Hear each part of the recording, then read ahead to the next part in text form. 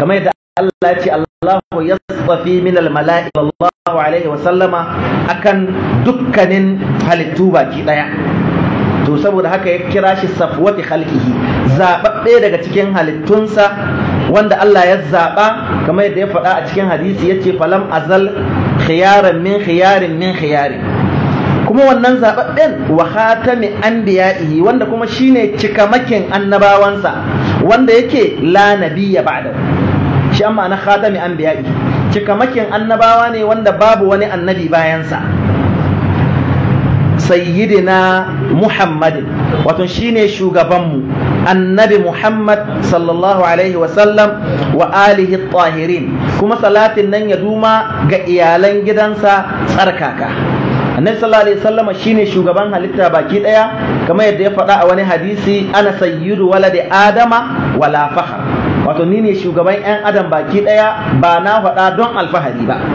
Sannan salatin ya duma ga iyalan gidansa tsarkaka, ahlu baitihi sune malamai suka yi ta'arifi da ahluhul adnauna wa ashiratuhul aqrabuna, ma'ana iyalan gidan annabi sallallahu alaihi wasallama sune iyalansa na kusa kusa, wanda dukkanin iyalansa, ɗiyansa, jikokinsa sun shige ciki, matansa sun shige ciki, wa ashiratuhul aqrabuna, har danginsa makusata irin su sayyidina Ali, irin su sayyidina Hamza, su Abbas da makamantansu min bani Hashimin wal Muttalib duk sun shiga ciki.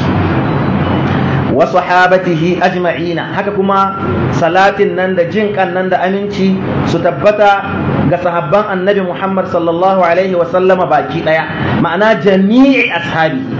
Wallahi ya tabbata ga dukkanin sahabban annabi sallallahu alaihi wa sallama waɗanda suka yada addini gabascin duniya da yammacinta. Sahabi shine wanda ya haɗu da annabi sallallahu alaihi wasallama yayi imani da shi kuma ya mutu akan imanin nan, shine ake ce masa sahabin annabi sallallahu alaihi wasallama. Saboda haka son iyalan gidan annabi sallallahu alaihi wasallama da sahabbansa wani juz'i ne daga cikin imani, wanda wato yake wajibi ne musulmi ya kasance yana son iyalan gidan annabi sallallahu alaihi wasallama da kuma ainihin sahabbansa. Sannan ya ce wa rahmatullahi, haka kuma jinƙan Allah, wa maghfiratuhu, da kuma gafararsa su tabbata littabi'ina ga waɗanda suka biyo bayansu, waɗanda suka biyo bayan sahabbai su ne tabi'una da tabi'ut tabi'ina, shine ce littabi'ina wa tabi'ina. Kaga sai ya ware musu nasu neman rahama da gafara, saboda duk waɗanda suka zo bayan sahabban annabi sallallahu alaihi wasallama ana sa su cikin salatin annabi sallallahu alaihi wasallama da iyalan gidansa. Sai ya ware su kuma tabi'ai, sai a ce rahimahumullah. Sahabbai an ware su da radiyallahu anhum, su kuma tabi'ai sai aka ware su da rahmatullahi alaihim. Bayan sahabbai duk waɗanda suka zo bayan su tabi'ina da tabi'ihim ila yawmil qiyamati duk za a ce musu rahimahumullah ko ghafarallahu lahum da makamantansu. Wannan istilahi ne na malamai. Wannan tartibi da ya kawo tartibun nabawi, wani tartibi ne da annabi sallallahu alaihi wasallam ya shi a cikin wani hadisi da yake cewa khairun nasi qarni summa allazina yalunahum summa allazina yalunahum. Waɗannan gaba ɗayansu in ka game su ake kira as-salafus salih, wato magabata na ƙwarai waɗanda ake koyi da su, waɗanda su suka cancanta a yi koyi da su, ba wasu waɗanda ainihin suka yi shahara da ainihin wargaigan zamani ba, irin masu kallon abin koyinsu su ne masu ƙwallo da makamantansu. Abin koyi su ne ka nemi sanin tarihin sahabban annabi Muhammad sallallahu alaihi wasallama da iyalan gidansa. Amma abin bakin ciki za ka iya isko zai yawa matasanmu za ka ga in ka haɗu da mutum ka tambaye shi wane ne sahabin annabi sallallahu alaihi wasallama kaza, bai iya sani ne, amma zai iya sanin 'yan ƙwallo da yawa. In ka tambaye shi to biyar ya sani, amma ɗayan annabi sallallahu alaihi wasallama bai san ko ɗaya ba. To kaga wannan abin bakin ciki ne ga musulmi. Yana da kyau wato mu mai da hankali ga abin da ya shahi tarihin magabatanmu na kwarai, ba mu mai da hankali ga abin da turawa ke kawo mana ba. To yana ci gaba ya ce wa ba'du, bayan basmala da salsala da hamdala, ma'ana bayan ya fara littafi ne da bismillah. Ba'dul ikhwati salihina min madinati wujdata, faƙar haƙiƙa ba'dul ikhwati salihina, sashen wasu 'yan uwa na kirki mutanen kwarai min madinati wujida daga wani birni da ake ce ma wujida. Shi wujida birni ne daga cikin waton garuruwan Morocco, Maghrib, ƙasar Morocco. Gari ya ce su ne sa'alani suka roƙe ni. Mi suka roƙe ni? Waton bilbiladil maghribiyya, waton suka roƙe ni lokacin da ni zo wannan ƙasa ta Maghrib, ayyama ziyarati litilka diyaril islamiyya, waton kwanukan da ni ziyarci wannan gidaje, wannan ƙasa, wannan gari wanda shike gari ne na wani littafi wanda zai kasance tsari manhaji bisa ga manhajin alkitabu was sunna. Yaushe ne? Yace ayyama ziyarati litilka diyar, kwanukan da Allah ya kowace min ni ziyarci wannan ƙasa. Wannan ziyarar tashi dalili ne akan cewa malami ne mai ƙoƙarin yaɗa da'awa zuwa ga ƙasashen musulunci. Kadiba ɗan ƙasar Algeria ne, sannan mazauni Madina ne, ya shahi kusan shekara 50 na rayuwa ta a garin Madina, amma wannan bai hana mai yawatawa domin yadda da'awa zuwa ga ƙasashe daban-daban, domin kwaɗayin ziyartar musulmi da binciken halinsu da ƙoƙarin yadda saƙon Allah zuwa gare su. To wannan shine al'adar masu da'awa. Duk wanda yake malami ne Allah ya bashi ilimi to yana da kyau, wannan nukuɗa ce mai muhimmanci, yana da kyau ya kasance yana zazzagayawa inda musulmi suke buƙatar ya yi da'awa, ya kira su zuwa ga addinin musulunci. Kaga yanzu amfanin zuwa na wannan garin domin yada addinin Allah sai zama ya rubuta wannan littafi wanda ya game duniya baki daya.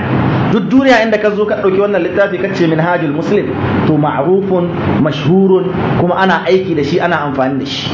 Sannan bai keɓanta ga wata mazhaba daban ba, kowace mazhaba kowa na amfani da shi.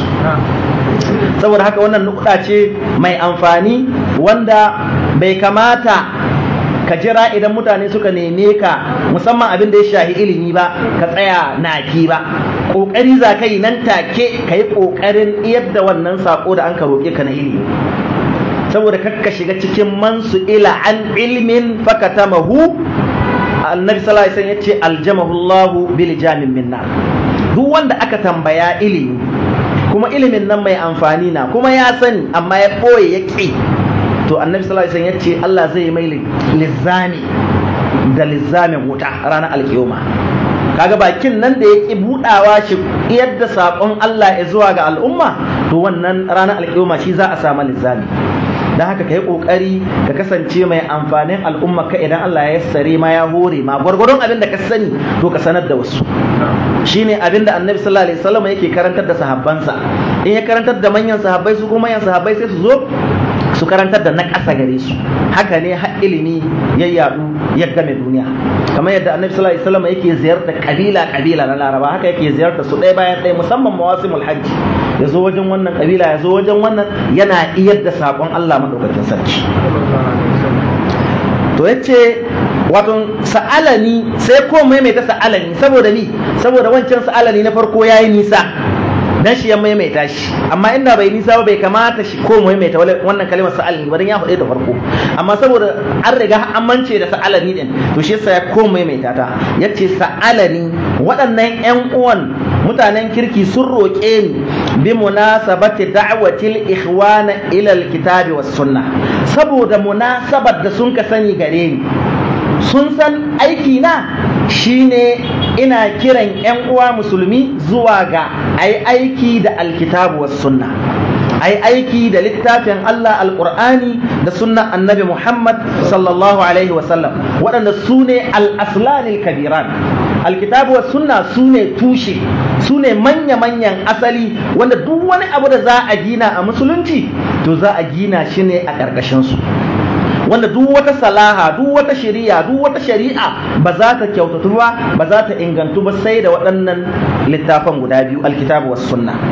sannan yace wattamassuki bihima kuma sun san matsayina na riko da waɗannan littafan wato littafin Allah da sunnan annabi Muhammad sallallahu alaihi wa sallama saboda aiki da hadisin da annabi sallallahu alaihi wa sallama yake cewa taraktu fikum ma in tamassaktum bihi lan tadillu ba'di na baro wani abu a cikin ku wanda duk abin nan in kuka rike shi to ba za ku bata ba har abada shine annabi yace kitaballahi wa sunnati littafin Allah da kuma sunnata yace li annahuma sabilu najatil muslimina saboda alkitabu was sunna sune hanyoyi guda biyu waɗanda hanyoyi ne na hanyar wato samun tsiran musulmi dukkanin musulmi ba zai samu tsira ba sai ya yi riko da alkitabu was sunna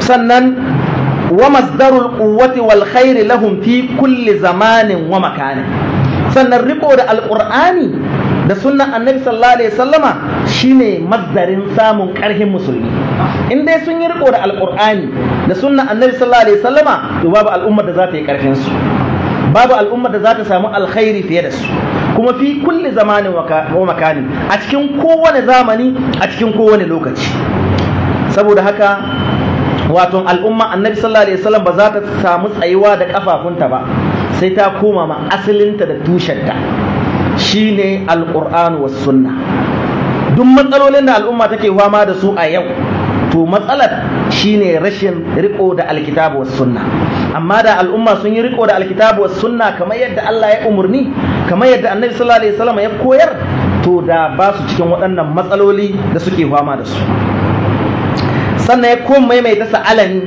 yace sa'alani zalikal ba'd har yanzu dai saboda waccan sa'alani ta farko ta yi nisa dan shi koma maimaita ta yace wannan dai sashen waɗannan ƴan uwa na ƙwarai mutanen kirki alba'dul mu'minu sashen ƴan uwan nan mu'minai to sun roƙe ni akwai ka'idar da sun ka azamin wajen rubuta wannan littafi suka ce an aba'a lil fi'atil mu'minati hunaka wato suna son in tsara in yi hudda in aza lil fi'atil mu'minati ga waɗannan tawaga wannan jama'a mu'minai hunaka waɗanda ke rayuwa a cikin wannan garin na wujida wal jama'ati salihati fi tilka rubu'i da kuma waɗannan jama'a mutanen kirki waɗanda ke rayuwa a cikin wannan gari shine ar-rubu'i jam'u rab'in shine al-manzil wato waɗanda ke rayuwa wannan ƙasa to ga maf'ulin sa'alani nan sa'alani zalikal ba'du kitaban shine maf'ulun bi kaga tun dazu sa'alani ba'du al-ikhwati na farko shina neman wannan kitaban sa'alani na biyu shi ma shina neman wannan kitaban shi ma sa'alani na uku shina neman wannan kitaban duka shine maf'ulin su dan haka mutanaza'un fihi shine babu tanazu'i ana jayayya akan ko wa zai dauki wannan ainihin maf'ulun bihi to sun roƙe ni in rubuta musu wannan littafin yace ashbaha bi minhajin aw qanuni wannan littafi da suka roƙe ni in rubuta musu ya fi kama da wani tsari ko wata hudda ko wata doka ko wata ƙa'idodi kamar sun roƙe ni ne suna son ce min rubuta muna wasu dokoki na musulunci waɗannan dokoki na musulunci wato waɗanda shari'a ta alkitabu was sunnatu ta assasa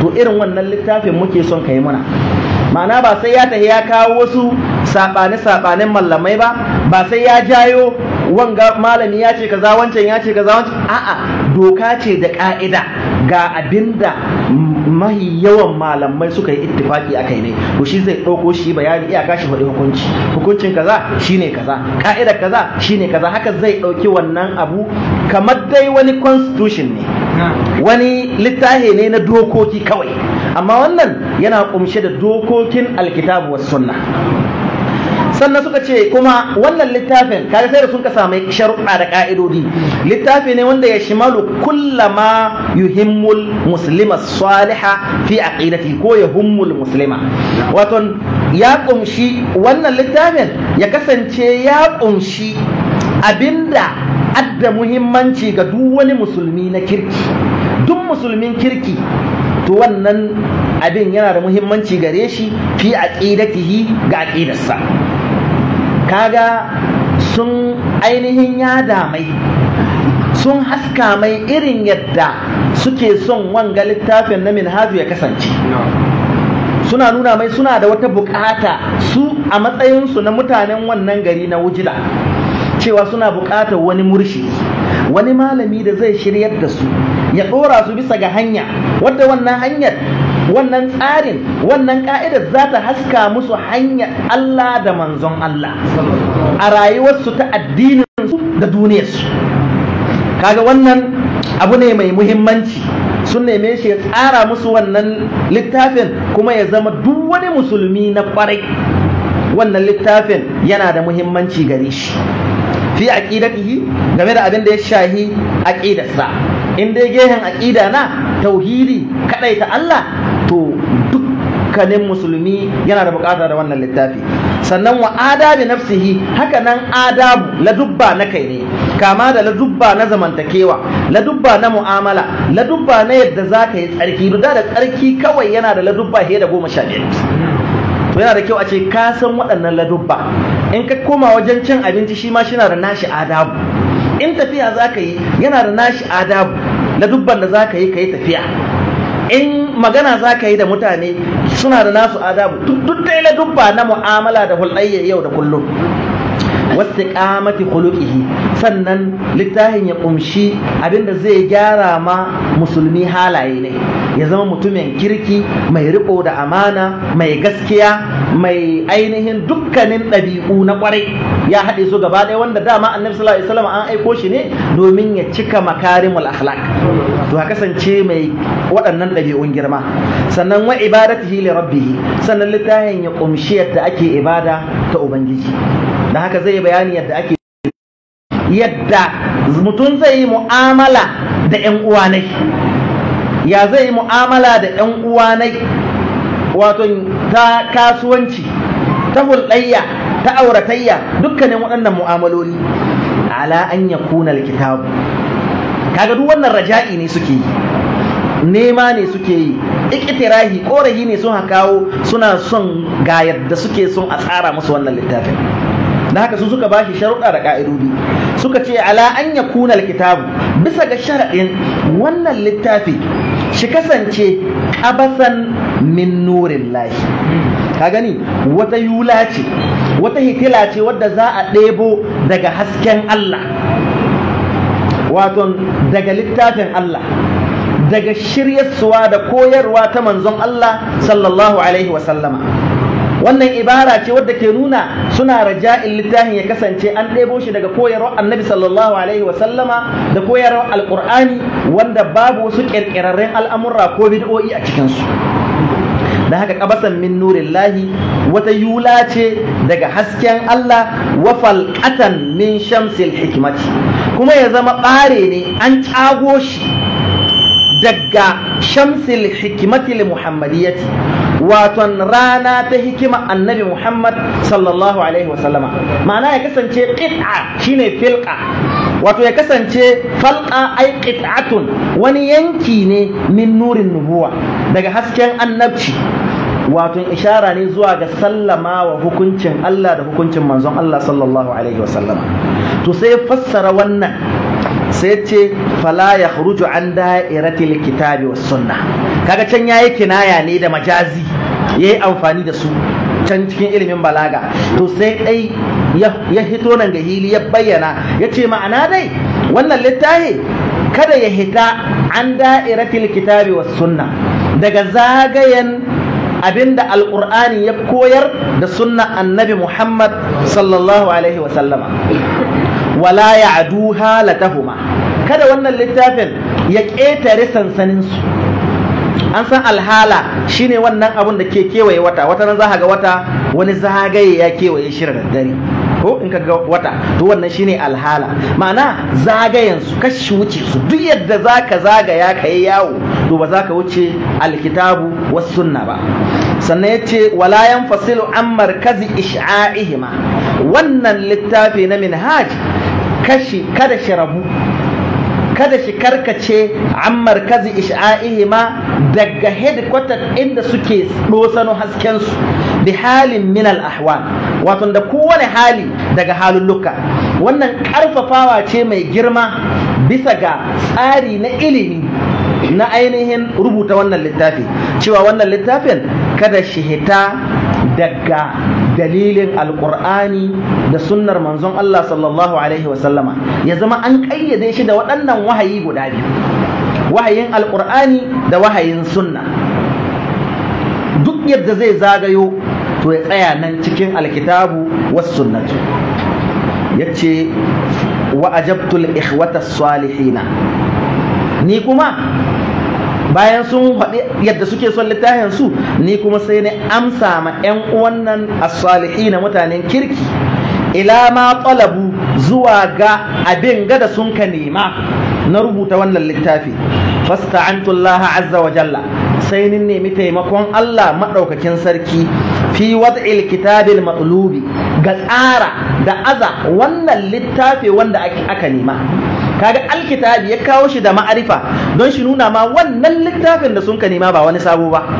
wannan bisa ga cikin fi wad'il kitabil matlubi, wajen tsara musu wannan wato littafin da suka nema, don littafin ya kasance ni mai shiryarsuwa, ya kasance musu hitila wanda za su yada a cikin duhunsu domin su gano gaskiya a cikin wani lokaci wanda duhun ainihin ƙarya yana son ya dusashe gaskiya, a cikin wani lokaci wanda samun malamai rabbaniyai to yana gagara.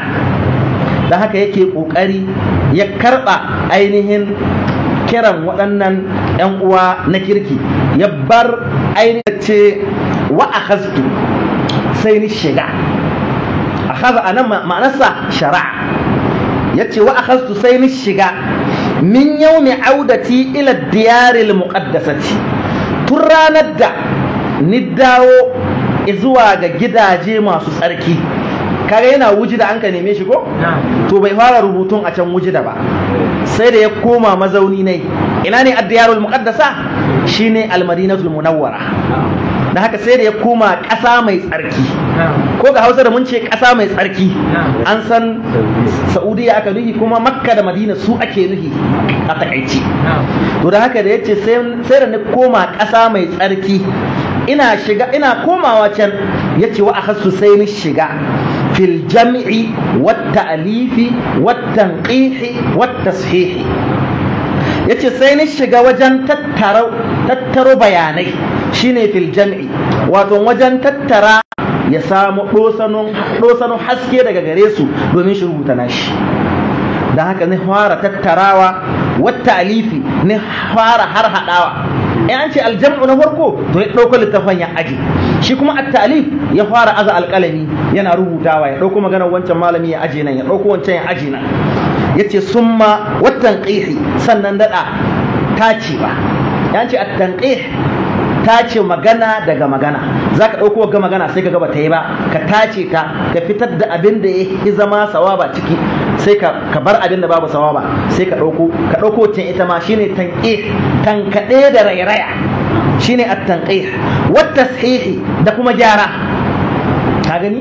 da haka in zaka rubuta littafi to jan aiki ne, sai ka tattaro littafai, bayan ka tara su ka fara talifi na rubutawa, sannan kana rubutu kana tantance karɓaɓɓe a gun malamai. yace duk da haka kuma ala qillati faraghi, tare da cewa ina da karancin faraga, ina da karancin lokaci, saboda kamar yadda muka ambata malami ne mai karantarsuwa a cikin masallacin manzon Allah sallallahu alaihi wasallam.